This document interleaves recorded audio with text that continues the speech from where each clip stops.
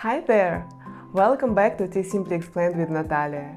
When it's hot outside, we usually think about cold water, lemonade, soda, iced coffee, but tea can also be quite refreshing.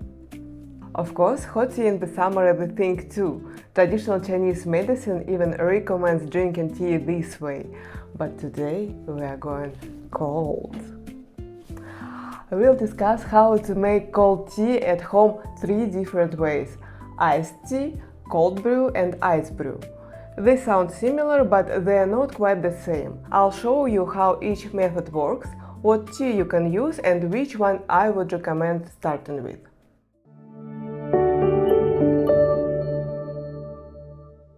Before we start making them, let's quickly look at what each method actually is. Iced tea starts with hot water and ends with ice. Cold brew is made by steeping tea in cold water, usually in the fridge. Ice brew uses ice directly on the tea leaves, where it melts slowly. That's the basic idea. And now let's look at each method a bit more in detail. Let's start with iced tea. This is probably the version most people already know. Iced tea is especially popular in the United States, where it has become a classic summer drink. The idea is simple. First you brew the tea with hot water, then you cool it down and serve it over the ice. There is one small trick though. Because the ice will melt, it's usually better to make the tea a little stronger than you normally would. Otherwise, by the time the ice has done its job, the flavor can become a bit too light. A basic version looks like this. Brew black tea a little stronger than usual. If you want it sweet, add sugar, honey or syrup while the tea is still warm. That part matters because sweeteners dissolve much more easily in warm tea than in cold tea. Then fill the glass with ice and pour the tea over it. You can keep it simple or add lemon, mint, peach, berries or whatever sounds good to you. The classic choice is usually black tea or red tea if we use the Chinese classification. Assam English breakfast, Ceylon or Earl Grey all work well because they have enough body to keep their flavor even when they are served cold. But iced tea is not limited to black tea. You can also make it with green tea, oolong, hibiscus, rooibos or fruit blends. Just be careful with green tea. If you use boiling water or steep it for too long, it can become bitter quite quickly. For green tea, use water around 80 degrees for better result. Iced tea is a great choice when you want something quick and refreshing. Now let's talk about cold brew. This is probably the easiest way to make cold tea at home. And honestly, for everyday life, it's the method I use most often. The idea is pretty simple. You put tea leaves into cold water and let them slowly infuse. Usually in the fridge, but you can also leave it at room temperature. That's really all there is to it. No special equipment, no complicated temperature charts, no need to catch the perfect brewing window, just tea, water and time. Because the leaves open up slowly in cold water, the flavor develops differently than in hot infusion. Cold brew tea is usually sweeter, smoother and less bitter. Another reason I personally like cold brew is that it's practical. You can make it at any vessel you have, in a bottle, in pitcher or in a jar. You can prepare it in the evening and have cold tea ready the next day, or you can make it during the day and it will be ready in a few hours. And once it's done, you have a good amount of cold tea ready whenever you feel like having a glass throughout the day. Here's the basic process.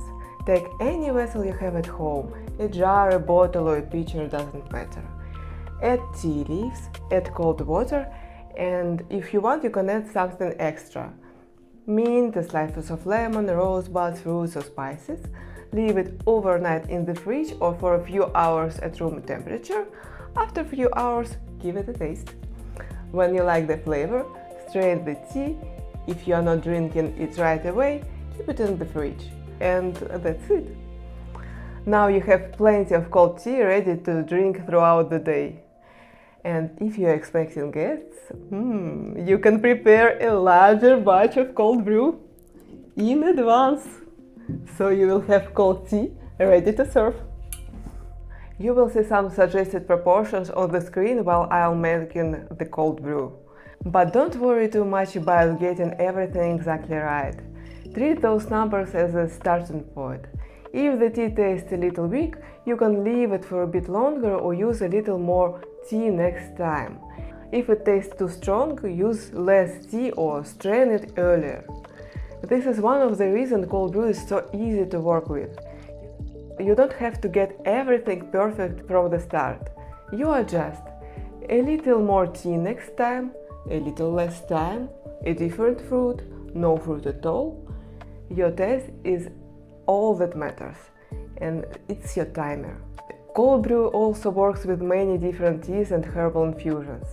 When it comes to true tea, you can use green tea, white tea, yellow tea, light oolong like tea guanyin, oolong from Guangdong, raw pu'er, black tea, also known as red tea in the Chinese classification. Red teas with golden buds can be especially lovely for cold brew, for example, Danhun tea. You can also try some herbal infusions like hibiscus, mate, rooibos, mint, linden, butterfly pea flower, dried apple, citrus peel, or your own fruit blends. Then you can start experimenting with combinations, like what do I have at home and how would I pair it together? Green tea with mint, black tea with peach, hibiscus with rosebuds, rooibos with orange, mint with lemon, linden with apple. And that's probably the best part of cold brew. Once you understand the basic idea, it's very easy to play with flavors and create combinations you enjoy. The third method is ice brew. This one is often associated with Japanese green teas. The idea is very simple. Instead of pouring water over the leaves, you put ice directly on top and let it melt slowly. As the ice melts, the water moves through the leaves and draws out the flavor very gently. This is not the method for making large batch of tea for the whole day. It's more about making small cup with a concentrated, delicate flavor. It works especially well with high-quality Japanese green teas such as Gyokuro, Kabusecha or Sencha. You can experiment with other teas too, including white tea or lighter oolong teas, but if you are trying ice brew for the first time, green tea is probably the best starting point. The process is simple, it just requires a little patience. Put the tea leaves into a small teapot, add ice directly on top of the leaves, wait for the ice to melt, and then pour yourself a cup of cold tea and taste it. With ice brew, we are not trying to make a lot of tea. The appeal is the slow process and the unique flavor, which can be surprisingly sweet, intense and rich in umami, almost brothy, especially with Japanese green teas. So which one should you choose? I wouldn't start with which method is better. I would start with a much simpler question. What do you need today? If you want cold tea soon, choose iced tea. This is the best option when you don't want to wait for hours. You brew the tea hot, make it a little stronger, pour it over ice, and you have a cold drink quite quickly. It's also a good choice if you like that classic iced tea feeling. Black tea, lemon, ice, maybe a little bit of sweetness. If you want cold tea for later or you want to make a bigger amount, choose cold brew. This is the one I would make if I want something to drink throughout the day, for example at work, if I am preparing for guests or if I simply want a tasty way to stay hydrated during the day. This is why cold brew for me is probably the most practical method for everyday life. And if you want a small special cup for yourself, choose ice brew. Not because you are thirsty. Ice brew is more about the special moment when you want to enjoy the taste slowly. So, simply explained, Need cold tea soon? Make iced tea. Want bigger batch for later? Make cold brew. Want a small special cup? Try ice brew.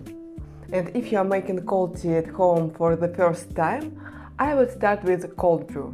It's easy to repeat, easy to adjust, and very easy to fit into everyday life.